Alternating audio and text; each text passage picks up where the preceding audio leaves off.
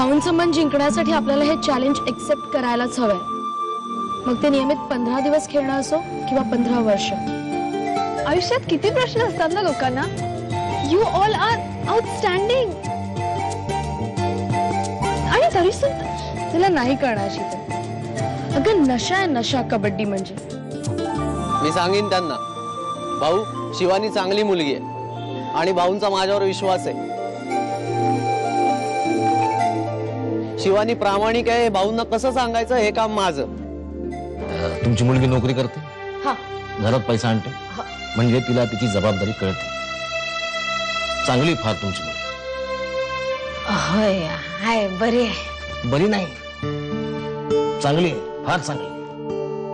मला म्हणायचं की तिच्या पाठीमागे फार कटकटी लावू नका, तिला खेळू द्या.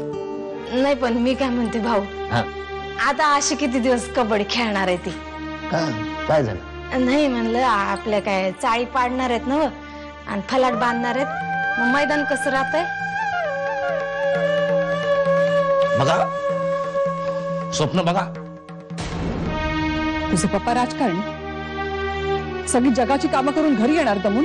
घरी आल्यानंतर शांतता हवी त्यांना. माझी परिस्थिती कशी असू दे, घरात शांतता हवी. तू तुझं कॉलेज आणि तुझी कबड्डी, तुझ्या कबड्डीमुळे किती खोटं बोलावं लागतं. का तर माझ्या मुलीला काहीतरी करायचंय, तिला पुढे जायचंय, काहीतरी शोधते ती. माझ्या बोलण्याला काही किंमतच नाहीये ना. तुमच्या तिघांमध्ये माझी किती कुतरड होते ह्याची कल्पना आहे कोणाला? चाळीतल्या काही लोकांचं असं म्हणणं आहे की एकच अडसर आहे, भाऊ. स्पीड ब्रेकर आला तर यू टर्न घेता का तुम्ही? नाही ना, दामटा ना गाडी पुढे काय परत. आणि लोकशक्ती पुढे भाऊ काय नाही. मी तुझा विरोध नाहीये तर नाही. आता या योजनेमध्ये फक्त एकच अडसर आहे भाऊ, ती व्यायामशाळा. आमच्या दृष्टीनं ती इतिहास जमा झालेली आहे. नव्या कॉम्प्लेक्समध्ये तुला मोस्ट मॉडर्न फिटनेस सेंटर काढून देतो, विथ मोस्ट मॉडर्न अमेनिटीज. ते तू चालव.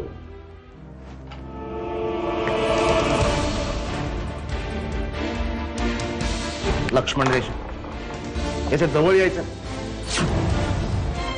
हे मैदान आहे ना, हे आमचं अंगण आहे आणि आमचं हक्काचं अंगण, हक्काचं घर विकायला आम्ही अक्कल घाण ठेवलेलं नाही. मीटिंग संपली असं मी घोषित करतो आणि आमचे 2 शब्द संपवतो. धन्यवाद. भाऊ अगदीच अंगाशी आलं ना आणि सगळ्यांना सैल भेर करून सोड. अजून तेवढी ताकद आहे. अहो मग तेच सांगतोय भाऊ, चला तुम्ही आलात तर फरक पडेल. इकडे माझं डोकं फिरतंय. खायला म्हणजे भाऊ असं झालं तर आपल्या चाळी, व्यायामशाळा, मैदान सगळं जाईल की हो? कसं जाईल?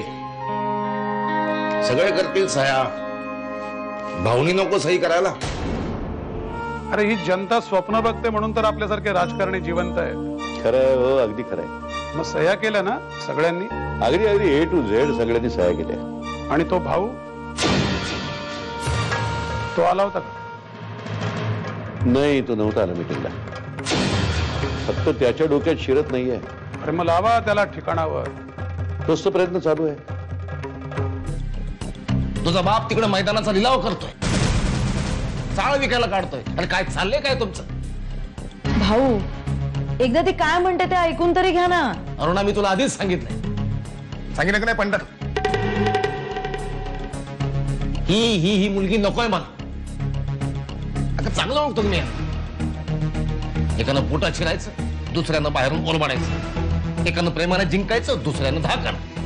त्या बापाला जाऊन सांग त्याला, भाऊ मोडेल पण वाकणार नाही. भाऊ भाऊ ऐका तरी ती काय म्हणते. तुम्ही चहा प्या मग निघा, मला बाकीची काम आहे.